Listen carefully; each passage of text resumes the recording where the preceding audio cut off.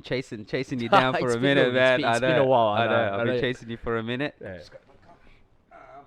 I think we've both been pretty keen. Yeah. It's just our Oh, no, circumstances no. and everything. Yeah. Man, yeah, I mean, and to be honest, I just appreciate you giving your time, given the journey you've been on, which we'll tap into obviously, but nah. With all due respect, I know you've been busy, and we'll get into a lot of some of the things you've been doing, but man, your story is remarkable. I'm sure someone like yourself doesn't like to kind of pride on it too much. You seem like a guy that like just wants to kind of get to work in whatever that you're trying to fulfill for yourself. But I came across, obviously we spoke a bit off camera about Confit, and just through mutual friends, and I thought it was really amazing, man, to come out and not only kind of even serve prison time. I've had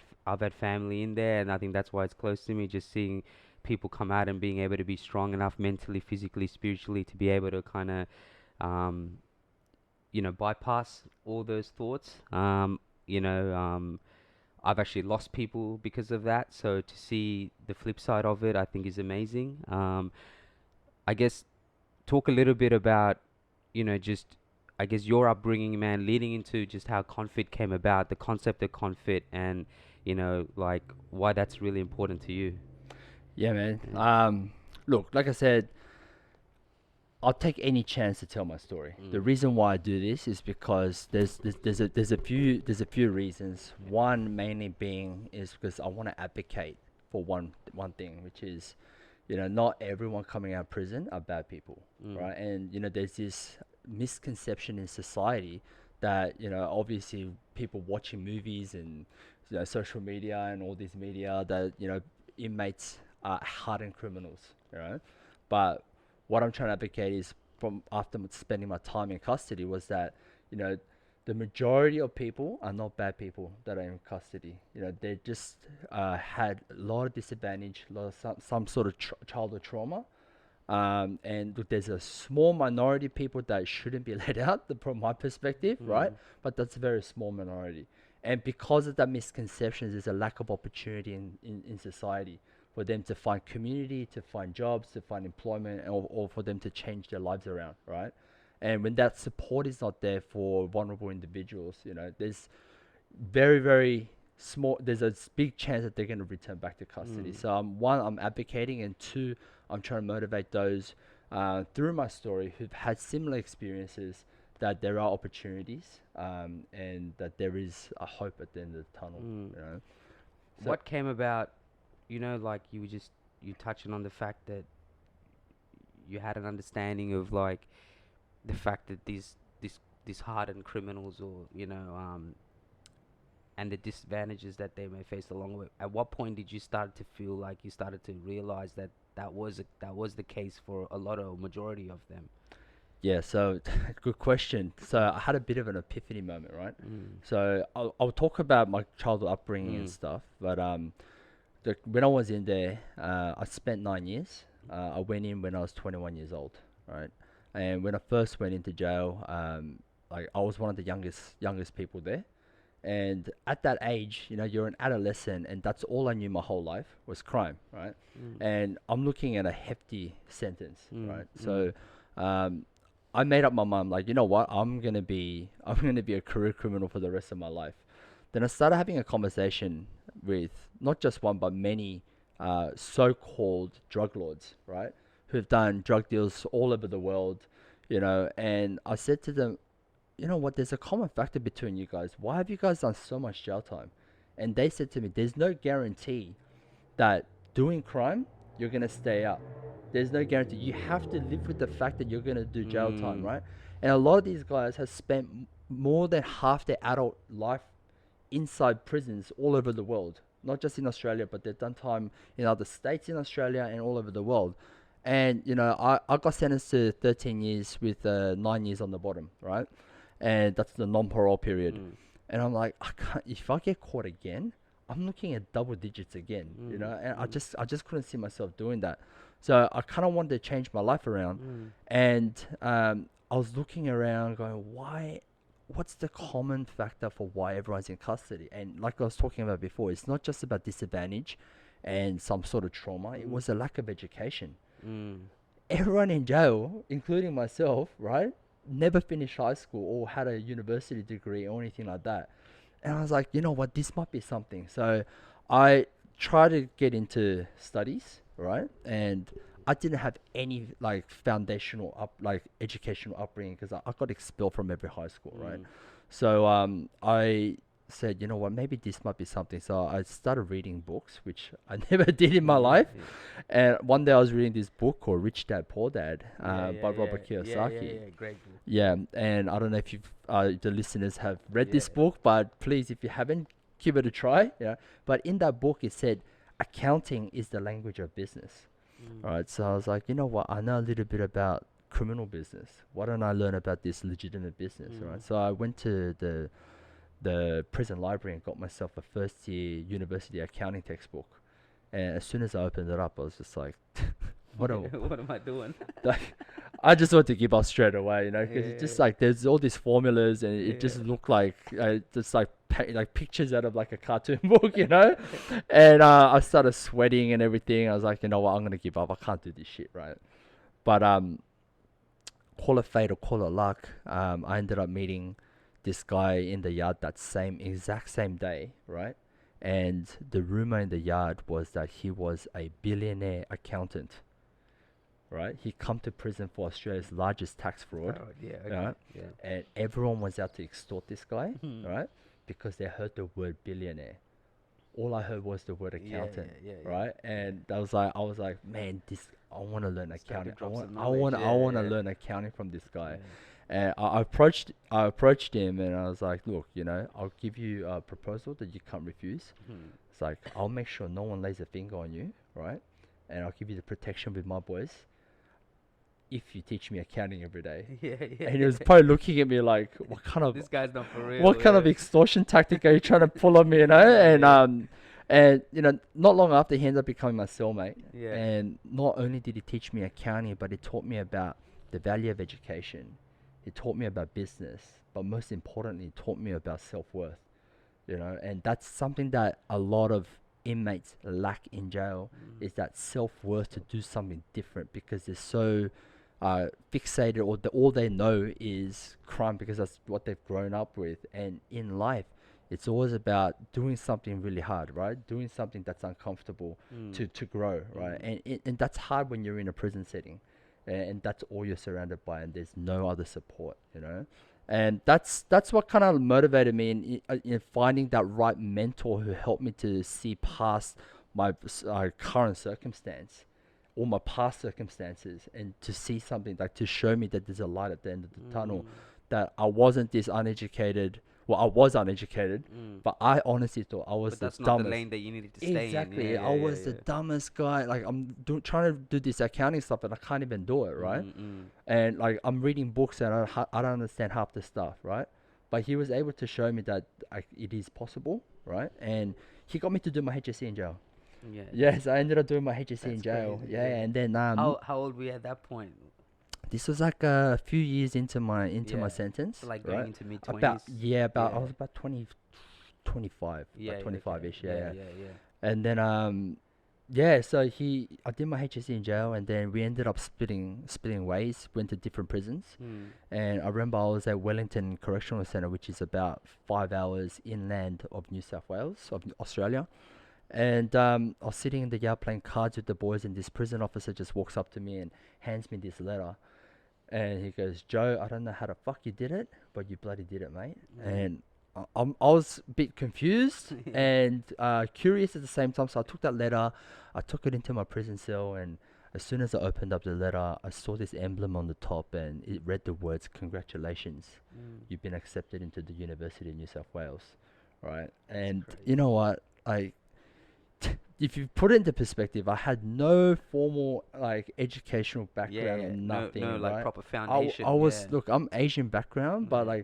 like I must be missing some sort of chromosome. Yeah, because But that's a stereotype as Yeah, well, of right? course, You're a of product course. of your Yeah, upbringing and yeah. stuff as well. And yeah, like I went through all this shit, like even during when I went to court and when I got sentenced and, you know, all that stuff that I had to go through, all that bullshit I had to go through in prison.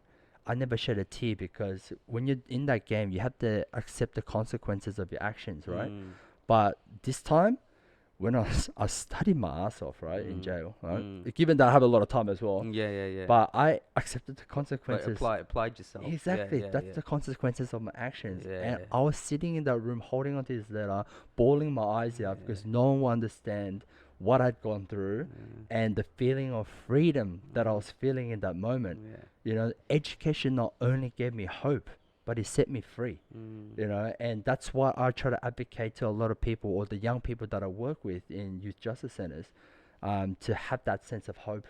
You know, to let them know that I was a nobody as well. You know, I never mm, went to school, nothing, but then you can make this happen. And university literally opened up so many doors for me. You know, meeting mm, the right kind of people and just being able to um, problem solve and think outside the box. And that was the biggest thing for me. You know, when you go to university, it's not just, hey, I'm going to get all this technical mm, knowledge and mm, skills. It's not. It allows you, gives you the ability to think outside the box, problem solve, you know, time management, you know, mm. all these life skills Life that you skills, need yeah. to succeed. That's what I got out of university. Mm. What was that moment like? Might have been crazy. I know you're saying you're pouring your eyes out, but I mean, you applied yourself for something and probably just spun out, right? When you got that, how did so you know how you got accepted to University of New South Wales? At that moment, how did that work? Did you further your education while you were still in there? Was this how did that whole process work? So, Yeah. well, when I was just up to when I was doing my studies in jail, it's about 2011. About 2012, they ended up the government decided to sack all education in prisons Oh shit. in New Okay. South Wales, Yeah. which doesn't make sense. Yeah. I was dumbfounded, and I just started university, Yeah. right? It's very hard to cater for university Yeah. students because a lot of it's online, Yeah. Yeah. and there are a Yeah. few universities that were doing it hard copy, but you don't get the most out of it, right? So I was studying, and then they kind of stopped all external education. Mm. You know, the only thing that they're offering was like basic year 10, year 11 maths, something like that, right? And they were doing a lot of different programs around Mm. substance abuse and anger management issues, all Mm. that kind of stuff. But Mm. like they got rid of all external education, and that was like um, after my first year of university, right? So it kind of like education kind of stopped for me, but then I applied to. So I was doing this external education through Charleston University. I did my first year through there, and then I transferred to UNSW, Mm. right? And then I just deferred. Oh right. Yeah, I Okay. just deferred because Charleston Yeah. does this like bridging course. Yeah. Yeah. Yeah, Yeah. yeah, Yeah. which Yeah. allowed me to apply for Yeah. Yeah. UNSW. Yeah. Yeah, yeah, Yeah. yeah. Yeah. How did Confit? How did that come about? How did that concept come about? Yeah, man. So I'm gonna take you back. You Yeah. know, Yeah. Yeah. so before I got arrested, Yeah. you know, I had a taekwondo background, Yeah. right? So I know I'm Korean background. Yeah. We Yeah. learn Yeah. how to kick before we Yeah, can yeah, walk, you yeah, know. yeah, yeah, yeah, yeah. So It's like, funny you say that. I saw some one of your videos where you were throwing it. I was like, man, it's just so natural for you guys to, yeah. And then even growing up, all my mates, like all yeah. my Korean mates, yeah, they all just knew how to kick, man. Yeah, yeah. So that's like we It's learn how funny you to said kick that. before we can walk, Yeah, and but that was probably the only like fitness background I had. yeah, yeah, I yeah, didn't know much about yeah, training or yeah, like yeah, yeah, fit like actual fitness. It was yeah, more like a martial art, yeah, right? yeah, yeah, So I went to jail, and you know when you go to prison and you sit in the yard, you'll see couple different kind of subgroups in there, right? If yeah, you know, at school you've got like yeah, yeah, like the emos and the smart yeah, kids yeah, and the yeah. cool kids, but like in the prison yard, it's very similar, Mm. but it's different, right? The subculture is a bit different, right? So Yeah, you've got like the guys that are chasing drugs all day, yeah, heavily influenced by substances and stuff like substance abuse and stuff, right? And then you've got guys who gamble all day. They just play cards, sit on their ass and just play cards all day. And then there are the guys that train all day, right?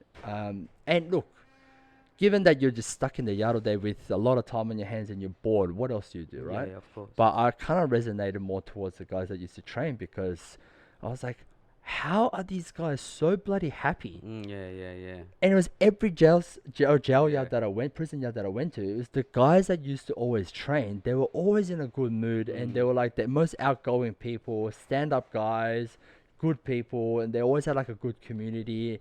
And even though there's a lot of like interracial kind of separation, in prison, like you kind of everyone sticks to Everyone their stay own, to their own community kind of sticks thing. to Yeah, their own yeah, race yeah. kind of thing. But Yeah. whenever we used to train, doesn't matter what background you are, they used to Everyone was. just for the love of train, they used to just Yeah. connect and Yeah. train together. And I thought that was such a positive thing, and I just naturally just gravitated towards that.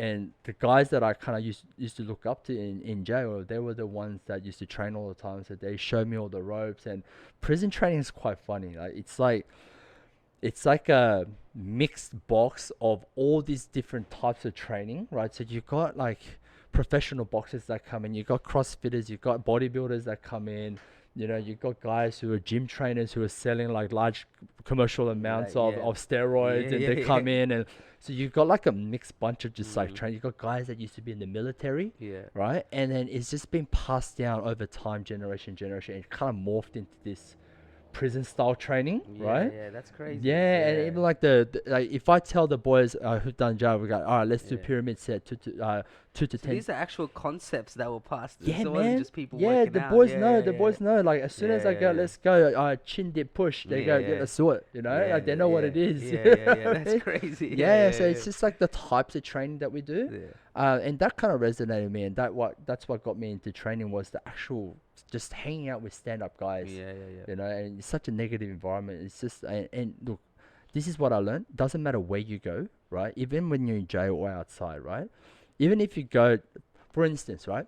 Let's just say you go on a holiday, right? And the place where you stay ends up being the shittest place, Yeah. right? Fucking like holes in the walls, Yeah. like rats going around, whatever. Imagine it was like a complete nightmare. Yeah. But if you're with like really, really good people, Yeah. you can make it positive about that Yeah, situation yeah, yeah. because you're there with good people. Yeah. But even if you go to the nicest bloody hotel, right? Yeah. Like let's just say some freaking 7-star hotel or something, Yeah. right? And you've nicest place, but if you're with shit people, Yeah. you're gonna have a shit time. The environment's gonna It's be the bad, same. yeah. It's the people that you're around with, Yeah. and that's what I used to chase when I was in jail, just Mm. to hang out with just stand up people, and that's the same thing in society as well. Yeah. And so, was it just that experience that, like, at what point? Because even though being positive is one thing, and trying to be positive is one thing, but then you're also dealing with the reality of your situation, right? And then also you got to also deal with the fact that things might not go your way, even if you're trying to pursue something, right? Especially, you touched on it earlier, just people's perception of criminals, right? And Yeah, just even just their ability to reform, or their ability to rehabilitate, whatever word they want to use. Yeah. At what point did you start to get the itch, or started to kind of feel that energy that, hey, like, this is a space that I can tap into, and actually, one thing I've come to realize of recent times is, when people always say, oh, if you do something that you give back, you can, whatever you love doing, we're passionate about. Yeah. Not only can you make it a life for yourself, but you can also give back. And I always used to think, Yeah. oh, I love doing this. How am I going to give back? Yeah. Then when I started doing things that I enjoy doing, whether it was a podcasting or other content or whatever it is, I started to realize how I was actually helping others. Yeah. At what point did you feel like, man, this is something that I can do for myself, but at the same time be able to give back as well? Like, when did you start feeling that energy? Yeah. So look, this was a bit of a gradual progression, Mhm. right? I fell in love with fitness because Yeah. that was like what we're doing every day, 3 times a day, Yeah. right? Just And for yourself. Yeah. for myself, and Yeah. because I felt good, because I love training in a community. And Confit, what we do is not just about like going to gym, train by yourself. It's about promoting training with the community, positive community. Mm. And when I used to train in jail, our slogan for Confit is called "Train to be free." Right? And because whenever I used to train in jail, and this goes for a lot of the boys that used to train with me, right? So whenever we used to train in jail, even though our body was incarcerated, our minds were free, Mm. right? And I was like, you know what? There's huge power in this, right? Mm. It was a positive outlet in a negative situation. And there was a running joke. So whatever jail I go to, I'll tap into whatever training groups are already there, Yeah. or I'll make my own, Yeah. right? And we were training in the yard one day, and this was at Windsor Jail, Windsor Correctional Center. And at one stage, there were so many water bottles. And I'll tell you why water bottles, because not like what you see in the movies. Like, in the movies in America, they're training with all these weights. That's back in the 80s. They stopped that, right? Not just in America, but in Australia as well. And they've even got rid of gyms, right? So we've got nothing to train with except for our body weight. But we're so good at improvising. So we were like, all right, well, let's make makeshift weights with using like empty detergent bottles to fill it up with water, or garbage bags, fill it up with water. We'll tape up like double broomsticks and use it as a bar to do like, like whatever on like shoulder presses or whatever. And we'll use like other people's body weight to create resistance for our train. So you become very good at improvising for when you train. Yeah. And the one day there was so many water bottles lined up on the wall in our wing. We're like, man, that's a lot of water bottles, man. And there was a bit of a running joke saying, you know what, when we get out, there's like we got these like training routines and stuff set up. Let's make our own gym. Don't worry about fitness first. Let's call it bottles first, you know. But we're just joking around. But then it kind of like I had this like bit of an aha moment, like, you know what? There's like a huge amount of knowledge that comes out of jail that no one's doing on the outside. And it's not even just the fitness, right? It's the way of life, way of thinking, mindset, your mindset, about resilience and everything like that. And so I was like, you know what, there's something here, you know. And then I know this was a passion that I wanted to follow, right? The training, but I didn't know about the social aspect, of course, until later. One of our guys in our training group, he got released, and literally he came back about 2 months later, right, into our same training group. He went out on parole, came back into the same jail, and I was like, why are you back so quick? You know? I was like, do you freaking like jail, right? And then he's like, look, put it this way. He goes, I tried. I went and got a job, right? And he was like, I got this like laboring job, and I was getting put down by everyone. I couldn't even find a proper place to stay. You know, so housing issues. No one was supporting him on the outside. And it's like, you know what? The only people that I can resonate is with the criminals again, my boys. You know, if no one's there to support him, of course you're gonna go back to the people that accept you. You know, and he didn't take long for him to come back in. You know, and he was struggling out there as well. And it kind of hit me really hard, because I'm thinking, you know what? I don't have family support here. The only people that I know are the people in the underworld. I'm like, this is gonna be me. This is gonna be me. So I was like, I don't want to come back to jail. What am I gonna do? So one thing I knew how to do was fitness and creating communities like the jail boys, right? So when I got out of jail, I started running fitness, like training at the parks, because I don't have money to go rent out a gym or whatever. So I was just running it at the parks, like how we used to do it. I used to invite all the boys from jail, and I'll tell the boys, hey, bring your friends or your missus' friends down, everyone, just bring people from the community. And then when they came down, we used to charge them. None of the boys, when they came out, we used to do just come and train with us, but bring your friends along. And it kind of grew from there. And then, I didn't know anything about legitimate business, right? So I'm just like, give me cash, give me cash. And then the group started growing. They're like, hey man, you should start like designing a website, making a website, turn this into a business, right? And I was always there to help the boys. Whenever they came out, they said, I want to create a support network for them. And like the business side came in, I was like, you know what, I can make money off this as well, at the same time as helping the boys, changing that society's perception around what we do. So Confit is a social enterprise where we employ formerly incarcerated individuals, give them opportunities in society, help them to give back to community through what they know best, which is training, right? And breaking down society's perceptions or negative perceptions on formerly incarcerated individuals. Because do you know why CrossFit gyms are so good with their community? It's because when they train, it doesn't matter what background you're from, right? Doesn't matter if you're a CEO of some freaking ASX top 500 company, or if you're someone from Public Housing Commission, or you're just come out of prison, right? We're there to train, right? And that's the common thing that bonds everyone is fitness, feeling good, right? And just supporting in a supportive environment. And that is the power of what I want to create with fitness communities, Mm. because I truly believe that fitness is the one platform. There are many platforms, but one of the platforms that can actually bridge that social gap between formerly incarcerated individuals and the rest of society. Because yeah, and touching on what you said, even CrossFit gyms. I mean, just from my experience from being in a similar environment, like I've trained with like 60-year-olds, 55-year-olds, and when you're in the moment, man, like as funny as it sounds, your race, your class, how none of that matters. No. You're just trying to get that person over the finish line, and then it naturally it creates that bond between you and whoever you're Yeah, that's training with, right. and it's Yeah. like it doesn't even have to be someone directly you're training beside.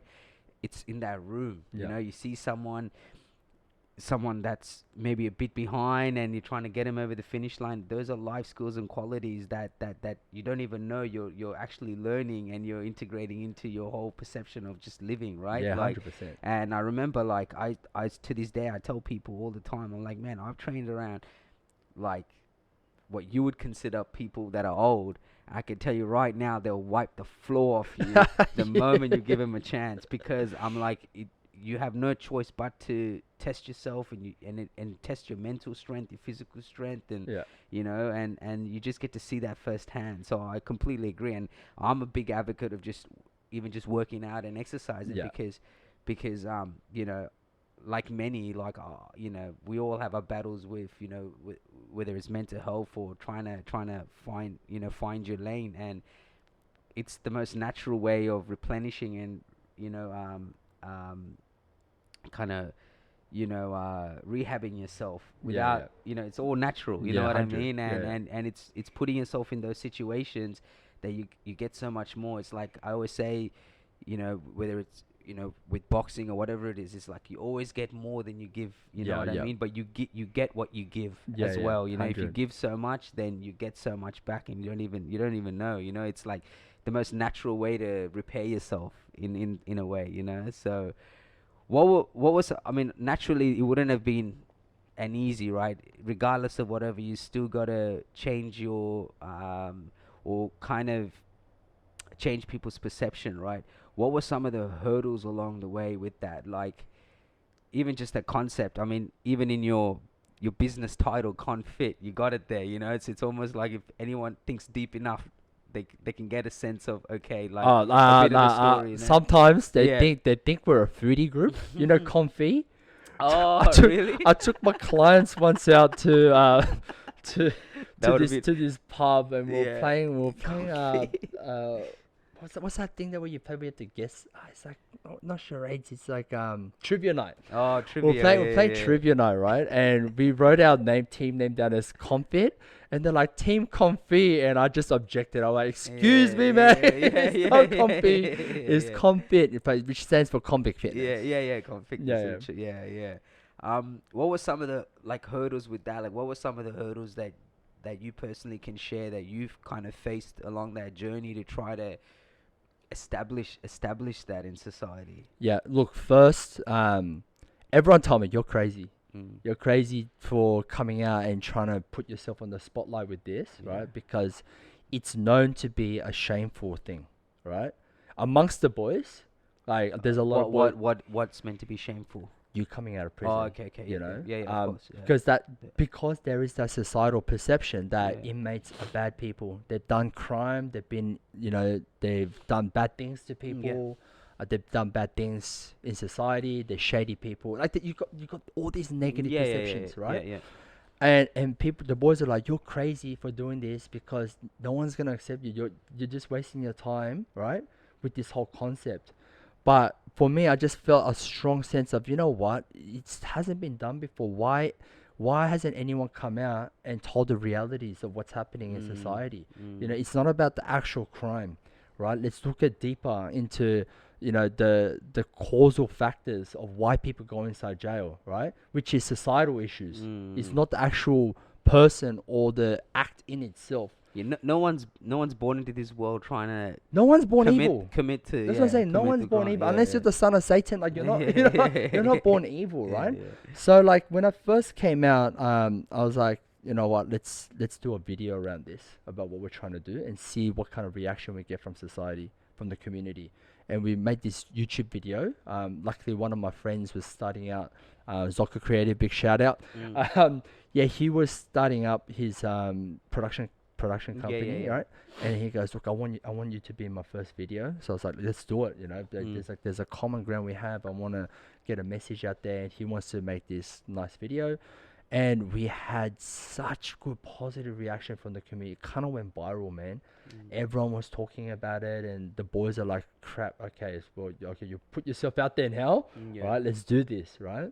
And then just by getting people's feedback, you know, when you put up a video on socials and everything, people start giving you feedback. This is either good, or, you know, go back to jail or whatever, right? Yeah. Like literally, it was 99% of all the comments that we got were supportive messages like, good on you guys, we believe in second chances. And you know what? Australia was built up on second chances.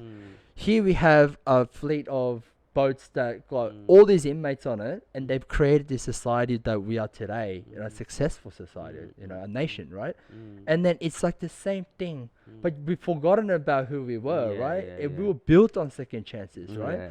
And that's what we're trying to promote. It's about not these guys that are coming out of jail to go back to do the crime again. These guys want to do something positive for our community, you know. And we're getting so many good positive feedbacks from people. There were 1% that, you know, did not have a deeper understanding of like these issues, and they'll make some funny comments. And there's always going to be haters, there's always right? gonna be, yeah. But you know, I'm always here to try to Yeah. educate people around, you know, those issues. Yeah. You know, so now we're doing videos for a lot of the boys and telling their stories, and we truly believe that breaking down that negative narrative around inmates is done through storytelling. You know, that's why I come on podcasts. That's why I get all my boys to go and do other podcasts, to do more videos, is because we want to educate society around that. You know, like I said before, it's not about these guys who've just done the crime. They've done the crime and they've done the time. You know, they paid their dues, right? Yeah. But how are we going to support these individuals to do better for themselves? How do we stop this moving forward, you know? And that's why I ended up going funny story, was talking about this because I wanted to get deeper into this. I'm not studying criminology or psychology or anything like that, but this is a part of my life, huge part of my life, and this is my mission, right? And I ended up going to Norway to visit the prisons over there. And the beauty about being a fitness trainer is you can tell them, hey, I want to train your inmates. But I was lucky enough to win. What took you to Norway? So I ended up becoming the 2022 Westpac Social Scholar. So they hand out like 10 scholarships to social entrepreneurs all around Australia. Yeah. Thank you. And then everyone's got their own social cause, and they support you into your own personal leadership journey. Oh, nice. So a lot of people go to like Harvard and do some like social impact course or whatever. Yeah. But I'm like, you know what? I just graduated uni, or I'm about to graduate uni, right? I don't want to study. I don't want to do any more studies. I'm studied out, right? But I was like, you know what? But I want to do something cool, right? I want to go visit different prisons. So my goal was, okay, let's go and look at what is the most progressive prison system in the developed Western world, which was the Scandinavians. No way. Then let's go look at the most fucked up prison system in the developed Western world, which is America. Yeah. Right. So I went to Norway first. Yeah. And man, that was eye-opening, man. Yeah. So I ended up getting a whole entourage of Norwegian corrective services. Like, we went through this whole process, and they knew about my background, that I was in jail, and we had to show a lot of documentation, and had to get lawyers involved and everything. And I ended up going in, and they gave me a full tour around the whole, not just the jails, but the actual system itself, starting from when they get So what made it sentenced. progress? Like what made it progress? So, Like instead of being up progressive. to 2 decades ago, they were the same as all the Western countries, right? Lock them up, throw away the keys. Yeah. Right? Give them stale bread and let them suffer. Right? Yeah. But we know through change research that locking people up does not change anything, Mm. right? Mm. You know, punishing does not change. Punishment doesn't work. Mm. It's been going on for so long. And why do you think the prison system, the recidivism rates are getting worse and worse? It's because punishment doesn't work. Now let's look at Scandinavia, right? They're all about rehabilitation, right? Let's better the individual, right, to better our society. Okay, so I like this concept. So I went to their jail, and I was like, this is the most humane jail I've ever seen, right? So like I was saying, 20 years ago, right, they were the same, but they knew early on that this punishment thing wasn't working for them at all, right? So they go, all right, well, what about this rehabilitation, and just change up the whole system itself? Obviously, it took them over 2 decades to implement that, Yeah, right? yeah, yeah. But their thing was, okay, Norwegians paid one of the highest taxes in the world, right?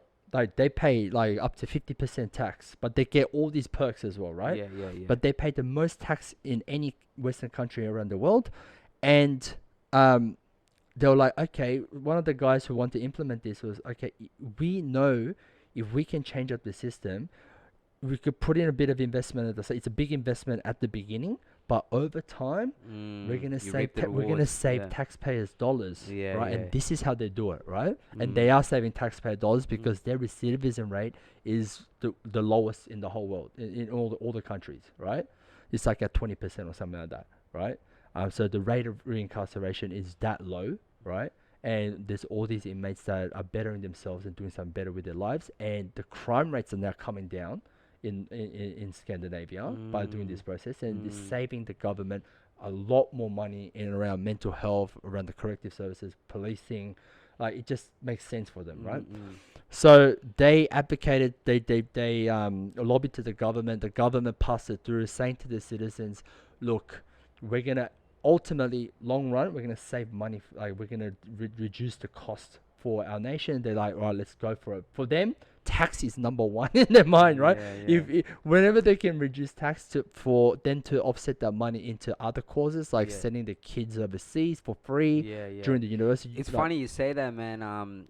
Sorry to cut you off Yeah. there, but like even just in general, like family life and things like that. Even my wife was putting me onto it.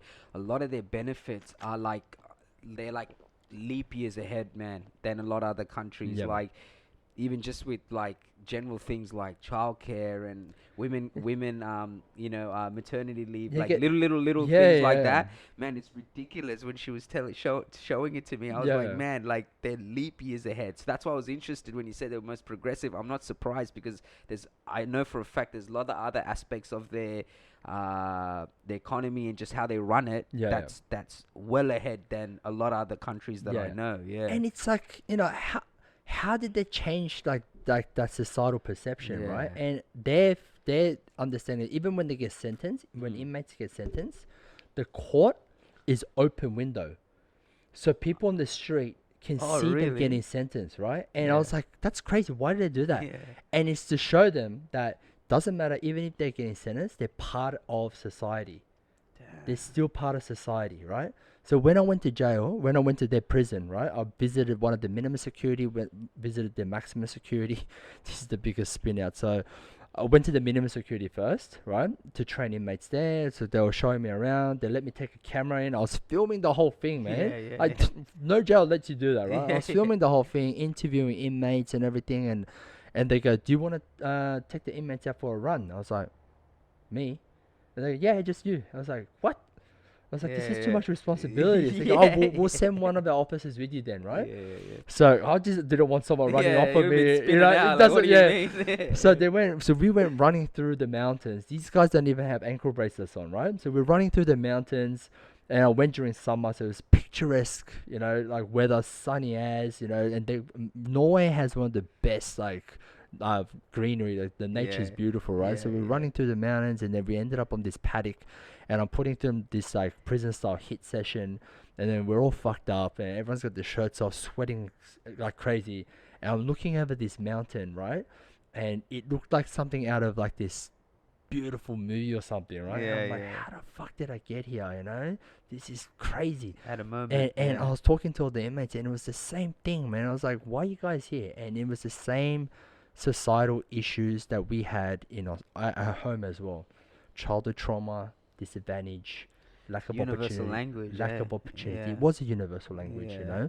know, and which that kind of is a causal effect of why some people get into crime. You Mm. know, childhood trauma, people, you know, drug dependency, you know, disadvantage, you know, just because they don't have the opportunities, they have to do some sort of crime to put food on the Mm. table as well, you know. It was the same thing. Mm. And then I went to maximum security prison, which was the biggest spin out for me Mm. because there was no bars anywhere. Prison cells had no bars. Everyone had a key to their own room. It was an What? ensuite. They had a bathroom, shower in the own. It looked better than any university dorm, like literally better, right? So they get a television in there. They get like a computer monitor, Yeah. which was like intranet. They've got their mini fridge inside the cell, right? They've got a wardrobe with their own clothes. They've got books, DVD selections. It's like, man, these guys are Maximum living better than me, security. right? Yeah. Yeah. And you know, people, listeners will be thinking, the inmates is meant to be getting punished. This is where the thinking is different, right? Yeah. So Norwegians or the Scandinavians, they think that okay, they by law the maximum sentence that they can do is I think like 21 years maximum. Maximum. Yeah. Maximum, Yeah. right? You can't get anything. Yeah. That's pretty much like Yeah. there's no life over there. 21 years, right? And they're like, eventually, these people will come out and become your potentially your next door neighbor, right? So do you rather want someone that's a hardened criminal or someone that's rehabilitated, have been given opportunities and is doing something good? You know, which one would you choose? Mm. Of course, you'll choose the latter, right? Mm. So they're huge on educating inmates inside. So they've got all the computers and everything. And if you're working, everyone gets a credit card. Inmates all get credit cards. What? That's linked to the banks on the outside. And I found that fascinating, right? I was like, what the hell? What do you mean? And so when they work, right? So they took me through some of the industries, which is like wood shop and stuff like that, Yeah. upholstery. And trust the Scandinavians to make really, really good furniture, right?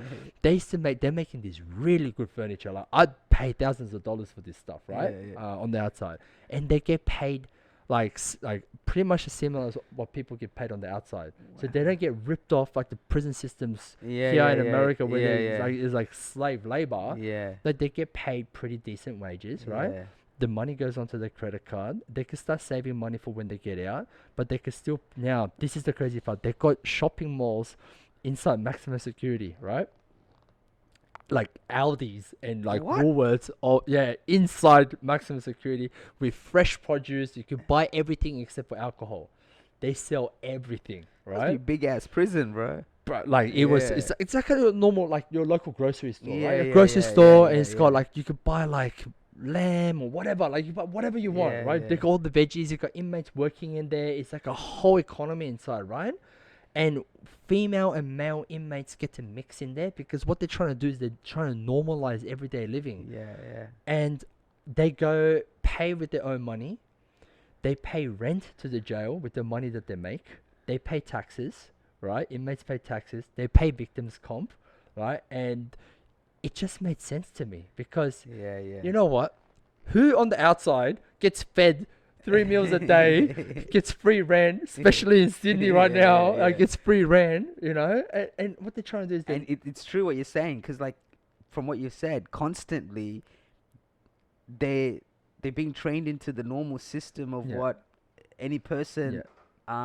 that lives in society, Yeah. from like paying taxes to Yeah. everything, it's constantly being integrated into them, Yeah. so that even if they do get out, that gap is not as bad, right? Like that gap, like mixing back with Yeah. people outside of prison, like Exactly, normal yeah. society, as Yeah. opposed to being in there. Yeah. That actual gap, they're not kind of taken away by, like when you leave prison, and like you said, a lot of your mates who ended up back is because they felt a sense of belonging. But Yeah. these guys have already been trained and Yeah. kind of already know the day-to-day way of living life, And right? they don't get they don't get institutionalized, right? Yeah. And it was funny. It was like, okay, well, That's so obviously, crazy, bro. and I'll tell you something. The Scandinavians, right? They're not like Everyone thinks, oh, these are like socially nice people. They're not. Yeah. They're just very pragmatic, Yeah, right? yeah, They're yeah. pragmatic. They're a pragmatic nation, right? So for them, it's like, well, okay, we're helping people as well, but at the same time, we're not paying. We don't have to pay because think about it. They're not paying for the meals for the inmates. They're cooking on their own. They buy for their own. Mm. They're not paying for the prison, like because the inmates are paying rent, Yeah, yeah. victims comp, and all that kind of stuff, right? So Yeah, it's yeah. coming out like the what inmates are working for, right? They're Mm. paying for it, Mm. part of it, right? Yeah, yeah, yeah. But the biggest part was right the culture between inmates and staff. Mm. Mm. And this is the biggest part that I saw, right? There aren't many things that you can kind of implement in Australia, so those concepts it's very hard to do it in Australia because like one they have smaller population, there's more focus, but the officers there, right? Mm. They're not like officers. They sit with inmates, so they've got this thing called dynamic security where they know your life so well because they're like your friend. They can mitigate any sort of risk before it happens, right? Mm. And it was that was what spun me out because in Australia or in America as well, like it's us against them mentality. They Yeah, treat us yeah, they yeah, treat yeah, us yeah. like dogs. We'll treat you like dogs, Mm. And Mm. it is this culture that's been it's a toxic culture that's built up over time, and that's what makes inmates feel like inmates because they get treated inhumanely like shit, and you come out like that.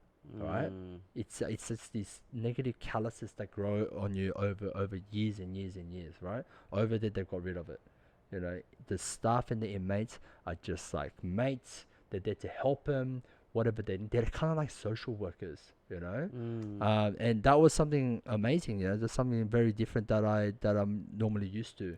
It's crazy to think that these concepts they exist all over the world, and you would think that any person that's trying to, I guess, better society would look at some of these concepts and think, what can we pick from these that can kind of help our own system, right? And then you obviously mentioned you went to America, which I'm assuming was complete opposite. I mean, we know enough enough to know that it's um,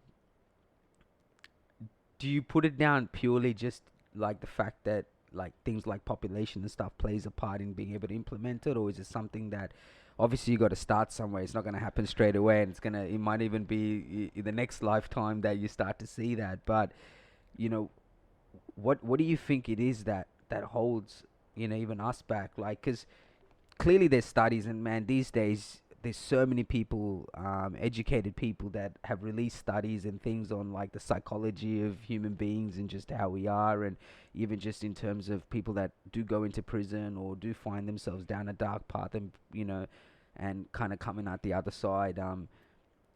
What do you think it is that holds us back from being able to kind of march forward towards that, knowing that there is answers there, knowing that hey, this is going to benefit everybody? Yeah. Look, I'm not I'm no Yeah, yeah. psychiatrist or some social economist or anything like that. Mm. But from my experience and from what I've seen, it all starts out in community. Mm. Prison is the last resort, right? It Mm. starts all in the community first, in society. Over there, like they've got in Scandinavia, yes, they have a much smaller prison population, right? And there's no immigration policy over there. So when I went to Norway, it was all Norwegians. Mm. They didn't have multiculturalism. There wasn't a Um. strong sense of multiculturalism. Mm. Mm. Here, you see the prison gangs, Yeah, right? yeah, It's all segregated by cultures, right? yeah. And it's those clash of cultures. That's one thing. There's the actual Crazy, gangs. man. Yeah. Then there's think about our suburbs, right? Think about the low socioeconomic suburbs around Sydney, Western Sydney, and whatever, right? And when you look at it, it's mostly the multicultural communities Mm. Mm. that make their own little Mm. subculture, Mm. and it's all around education. A lot of people don't get the right type of education, Mm. don't get the right type of access to opportunities. There's a thing called the bamboo ceiling, and Mm. there's a thing. Right now they're trying to be more diverse with bringing like executives in corporate that have diverse cultures. And why is that? Why is that? Now they're starting to do all that, but think down the line, in society, like, man, if up at the top in corporate, they're just doing this all now. Yeah. Like, it's crazy. Like, imagine what's happening in high schools and 100%. like in I agree. the communities. I agree. And Yeah. that is what I reckon. And even Yeah. when you look at jail, right? Mm. Yes, there's a lot of multicultural, but there's a lot of different cultures in there, man. And when it comes to white people, like, there are, but there's not that many educated white people in there, bro. Yeah. It's mostly like from like Yeah. Penrith, Campbelltown, and Yeah. it's just, I just feel like it all starts in the communities first. Yeah. And over in Scandinavia, man, they've got so much bloody support because like the country's making so much money. Yeah. They invest in their own country, right? Yeah. And like they've got so much support systems that actually work. It's not like not-for-profit organizations that are trying to implement programs that don't even work so they can put money in their pocket. Like they over there, they actually have programs that actually work. I met one organization. It was founded by someone who's done jail time. And he only employs people with the jail time, like us that have done jail time, right? Yeah. And they get so much bloody funding behind. They do like skydiving every day, deep sea fishing, and I was like, bro, like, and It's they get so crazy much because support. like here, like even here, I reckon in a lot of part of the world, like they wouldn't even consider investing that kind of money onto people that Oh, dude, I have could been tell in you a prison story because about like this, man. because they like you said, their perception is like, why the fuck are we investing in them? They're criminals and blah blah blah. Yeah. But clearly the Scandinavians, like the Norwegian government, have figured out that hey, if we invest in these guys, it's actually gonna be beneficial for us down the line, right? I'll tell you something. Now there's a lot of research, Yeah. right? Not just like around lived experience, how important and how much of an effect that lived experience mentoring it, it has on affected people on whatever class. So think about this, right? So people with PTSD from the army, they're using people with lived experience to run programs and courses and mentoring to help other people with PTS. Same thing with depression, right? Now they're doing that with substance abuse, right? They've been doing this in Scandinavia for so long, and only now we're starting to understand the importance of lived experience. And when we first started, so I've got a social enterprise called Convict Fitness, right? And we've got a not-for-profit as well called Confit Pathways, where we mentor incarcerated youth in our youth justice centers, right? And when we first started up this non-for-profit and we're trying to go for funding, stress here. Everyone's like, who the fuck is gonna give a bunch of inmates money, right? And say, okay, go do whatever you want with it. Like to get that trust, we needed to build up our brand, and it literally took some incredible people who were forward thinking, going, this is gonna work, and they literally believed in us, and they invested in us, and then or like funded us, and then like it just snowballed after that. It's like, oh, these guys are investing. Okay, let's do that as well. Let's fund these guys as well, and that's how it happened because one person believed in us, then another person believed in us because that person did, and 100%. it just takes that one person, and society should be like that. It shouldn't just be that one person out of like 100,000. It should be everyone. Bit of opportunity here and there, one chance, you'll go a long way, Yeah. You just don't know as well, man. People, I always think everyone has something to offer. The difficulty is some people just haven't tapped into what it is that they can offer, right? Like they just haven't had the environment, or they haven't had the platform to really think like, what is it that I can offer that's going to be beneficial? And that's always half the difficulty.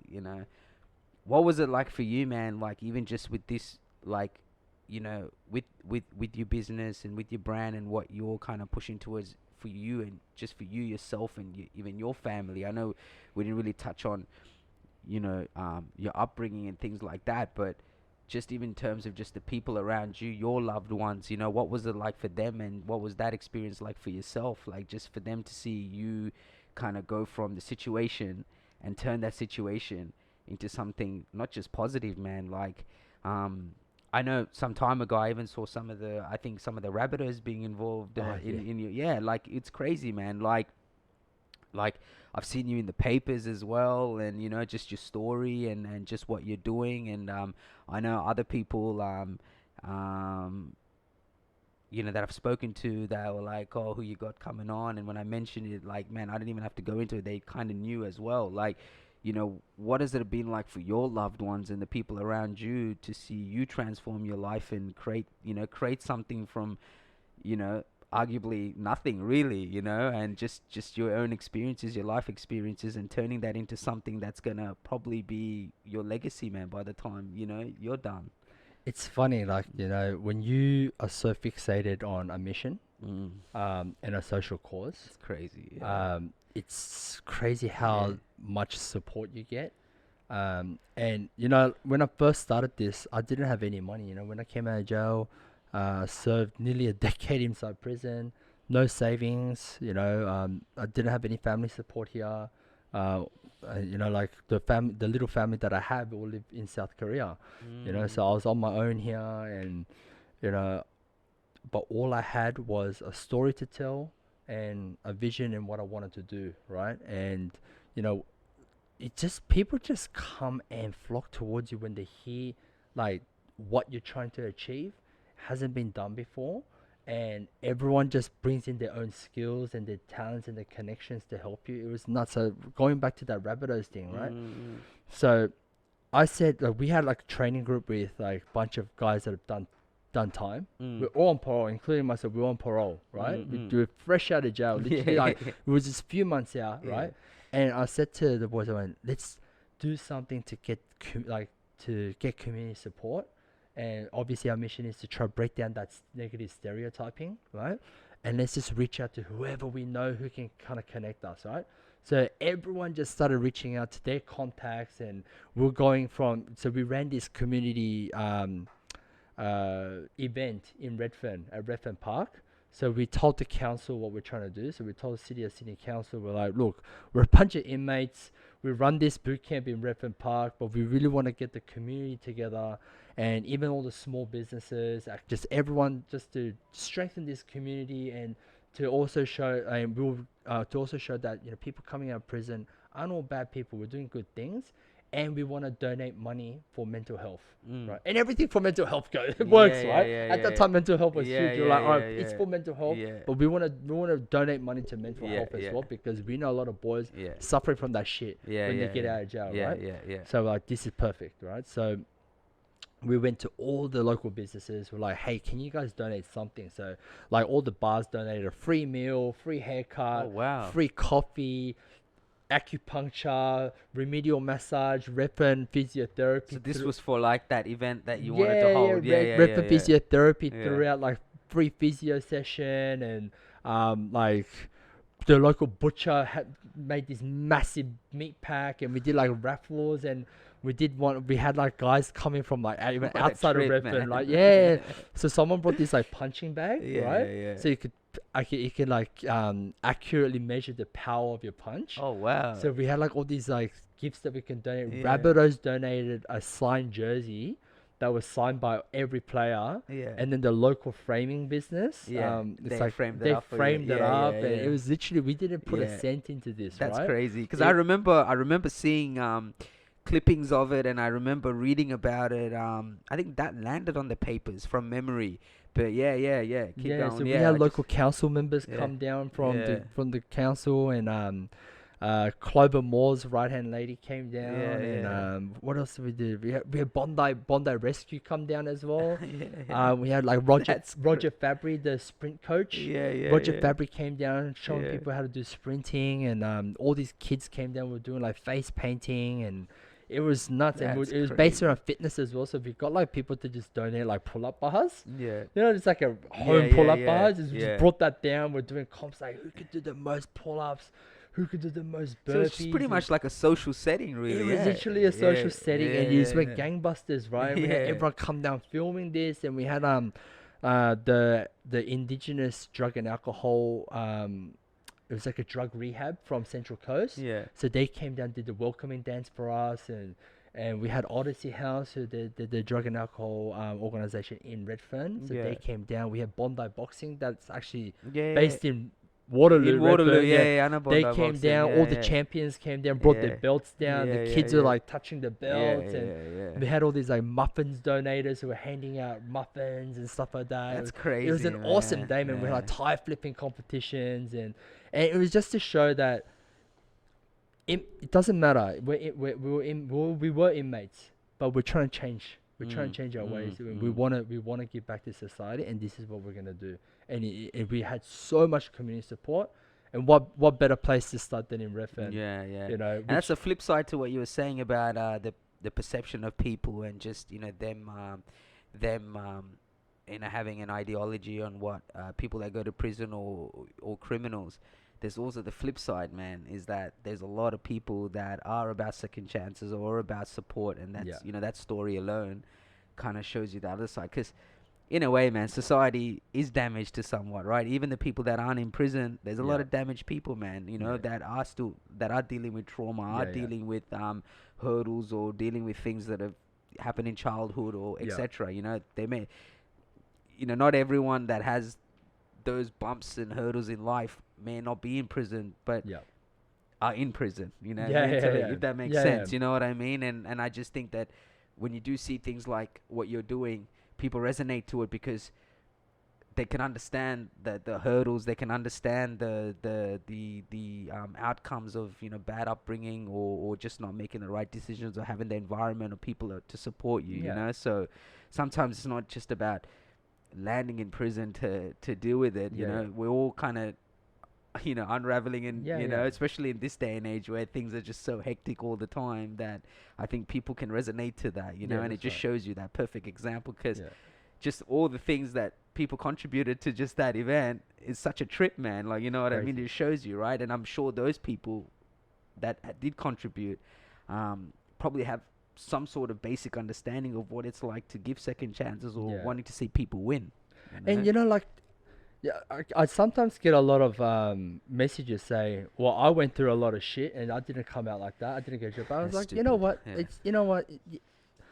Everyone grows up differently. Mm. There are a lot of people that grew up in a lot of disadvantage and trauma, Mm. but are very successful. Mm. But somewhere along the line, they were given some sort of opportunity. Mm. It might have been a word from someone, it might have been a job, it might have been a mentor, it might have been whatever, right? But not everyone gets that opportunity, and not everyone knows how to seize on that opportunity. Mm. It's just everyone's journey is different. And sometimes later in life, like, these people come out of jail and realize, shit, like, I've done it all wrong. Like, I could have put myself in a better position, but it's just a little bit of ignorance as well. Mm. And that's what we're trying to do. I'm trying to advocate for community and society to really support these individuals where they can, where the support is needed. You never know. You might meet someone, that'll come out of jail, and you might say the right thing to this person, and that might change their life. You just don't know. It's that giving them that little chance of whatever. Doesn't have to be a job. Doesn't have to be money. No, Doesn't. you're right. Like, You know what I mean? I always say, like, sometimes you could sit there and tell somebody something, and it goes through the ear and out the other, and someone else could come and sit next to you and say the same thing, and it will hit you in a different way, and you know what I mean. And they're passing on the same message, but it's just the way that the way that it hits you is it's very different, because like it's just how someone tells you, or how they educate you with that it kind of hits you differently. Like, I don't really mention it much, but I mean, I'm sure you know about the whole Bali 9 and what Yeah. have you. So Mari Sukumar, that's my first cousin. That's my Oh, dad. shit, Yeah, that's my okay. dad's brother's son. Damn. So like, I went through that whole Bali 9. Yeah, yeah, yeah. Being the cousin of the Damn, guy that got okay. executed, right? And obviously, I've been to Bali. I've been Yeah. in the prison, like, and I've seen firsthand what it was like. But then I remember going in there, and I remember the love and respect he had from like, I remember the security coming up to me and telling me, dude, if it's up to us, we'll let him walk Yeah. straight out. Like, you know what I mean? They loved him because obviously he got into painting and all that, Yeah, and yeah, that yeah. became a big thing. And I saw it firsthand. I remember going and seeing the painting rooms and all the people that were there, and just how much he loved it and how much people respected him. And that was, you know, not only like he was my big cousin, you know, like in Norway family you have your big cousin, so Yeah. like he's got to be tough for me, but for me I couldn't help but be emotional. I'm like, I Yeah, shouldn't yeah. be seeing you in here, you know what I Yeah, mean? yeah. But just seeing how he fell in love with something so random that, you know, but then just how that impacted everybody. Like I remember there was a guy that used to help him out, and he was like he's rehabbing from, like, I think he was like an ice addict or something like that. And I remember, like, he on the last day or the day before where they were gonna execute all these guys, um like he didn't he's my like my cousin still held a painting, like a class. No one was there because no one could face the fact that, yeah. Fuck. And so then That's this nuts. guy ended up coming. He ended up telling him, go and get everybody and tell them that we still got like class. What? And then he got Yeah. everyone into the room. Got everyone into the room. People were just emotional, and he was just like, he was, or whatever. Like he's pretty strong, like in Yeah, that yeah. sense. But you know, just that experience and just seeing how he changed. Like, and I always say, like, he did more behind bars than anyone that has the freedom to do whatever they want. Exactly. Yeah. And that really changed my perception, and that woke me up and Yeah, made me yeah. realize, man, I can do whatever the fuck I want. I'm Yeah. here. I'm here. You know what I mean? Like, I'm not restricted. You know. So what am I complaining about? You know. But Train to be free, baby. That's why. yeah, that's why what you were doing in your concept, Yeah. was really stood out for me. And why I wanted to have a chat to you, because you know, like, I know what it's like, to some extent, know what it's like for people to wanting to kind of change their situations around, Yeah. and find a positive, and there is a lot of positive in that, you know. But yeah, it was just crazy to see the impact, man. Like, you know, like from an outside watching in, you made up all this, you know, kind of ideas of how it is and etc. And obviously, you know, had to sit there, and people got their perception on your family, and people, you know, that you consider friends, you know, kind of distance themselves and whatever. But yeah, just being in there and that experience, and seeing, like, even just the security guards and all that, and just like the love they had, I'm like, man, this is nothing like what they're showing in the Yeah, news. You know yeah. what I mean? Yeah, Like, the exactly, love but is for real. Like, man, you I know, think something like, like yeah, media portrays something yeah, really it's different crazy, to what man. is Yeah, reality, you know. And yeah, a lot of yeah, these people. Remember I told you about self-worth was like such a yeah, huge part, yeah, right? yeah, Like a lot of people inside prison have been trodden on so much, yeah, right? In their lives, yeah, like all they need is one yeah. motivating word or one word that lifts them up. So imagine like you've done a long time in jail, you've Mm, come out, you wanna like you know you wanna kind of integrate into society, mm, you wanna put that past life behind mm. you. Imagine if people kept on going, oh you're on parole, nah. Yeah, yeah, You've yeah. done jail. I'll stay away from my kids. You know, imagine that, and then you're getting trodden on more, Because it's right? easy to be in a hole in that situation, because you know your surroundings, right? You know Yeah, you know the walls that are surrounding you. yeah, You come out of the hole, you're in this open world, this yeah, big world. There's a lot of unknown, and yeah, then you're also sensitive to that unknown, yeah, right? Whereas if you're in a hole, it's like, you know what? It's dark, it's shit, but at least I know my surroundings. You yeah. know what But I mean? imagine Yeah, someone says to you, yeah, "Oh, you've done jail." yeah, There's some positives from that. yeah, Or what about like you talk to some of my friends about resilience? yeah, yeah, Then this inmate might be going, "Oh crap, I've got something to give." yeah, yeah, yeah. That's self-worth And that's right all it there. is. You're That saying that one thing, exactly, right? And then exactly. that turns into something, and Exactly. before you know Yeah, it, they find that themselves. might Yeah, change this person's life. You know, yeah, it was funny because like myself and my team over COVID, like we got so much like confidence and motivation to do more and better because you know when all these fitness business started regressing, right? yeah, yeah, yeah, We like you know like all the business started closing down because of the distancing, all that kind of stuff, and you know you couldn't go to the gyms, everyone training outside, everyone's running online classes, right?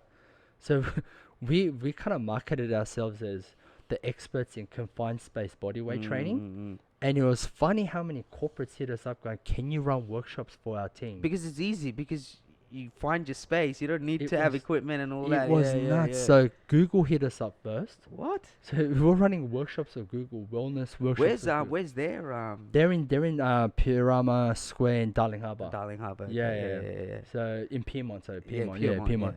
Yeah. Yeah, so but they were all working from home. Yeah, yeah, So I yeah. had teams from Google getting us to run like 2-hour That's workshops crazy. around resiliency and Yeah. around what incarceration actually means. Right? That was crazy, right? And then Atlassian started using us as well. Yeah. You know, two of the biggest companies, like Yeah. they're using these inmates, and we're like, if these big companies are supporting us, this is awesome. Yeah. And that really gave us a lot of hope as well. Yeah. What's some of the forward plans for Confit, man? What are some of the things you're working on now? I know we slowly touched on the, you know, graduating from uni, and which obviously congratulations on that. That was beautiful to see. What are some of the things that you've got, I guess, planned, or some of the things that are coming up? So the 2022 was a year of really learning and trying to build something, right? I really didn't know what that was until towards the end of the year, after I came back from my travels. And when I became 2022 Westpac Social Scholar, when I first got it, I didn't really think deep enough about what the impact that we wanted to have as an individual and as an organization, right? But we started learning about systems changes, right? So how do we use our experience to create a bigger impact, positive impact on a system right now, right? And we're talking about the justice system, right? And they've never had lived experience individuals run initiatives to change something. It's always been through studies and statistics and people working from the top, right? And I truly believe there are few things that we need to do to help individuals come out and to thrive and succeed, right? And right now, what they're doing in our system is all disjointed. We know that education is a huge part of someone's change, right? We know that employment is a huge part. We know that community support is a huge part, and upskilling, right? But they're all disjointed. For example, if coming from my skill, which is through fitness, right? So that's what I'm trying to make a change in, right? Through fitness. But think about it. In the past, TAFE have provided education to inmates inside jail, right? But it stops there. You get Cert 3, Cert 4, right? There's all these other not-for-profit organizations that help support inmates when they come out, look for housing. So there's bridge housing, public housing, all that kind of stuff. But it's like, here's your house, see you later, Then there's all these employment agencies that go, I will find you a job. Here's your job, see you later, and then you want to talk about community support, there's hardly any community support, right? So do you go back to the community that you used to be a part of? That's riddled with danger right there. That's what got you in jail in the first place, if it was a negative community, right? I'm not saying all are, but majority, right? Yeah. So I was like, But naturally, if you land back where you were before, right? Yeah. So I was like, how do we combine this together?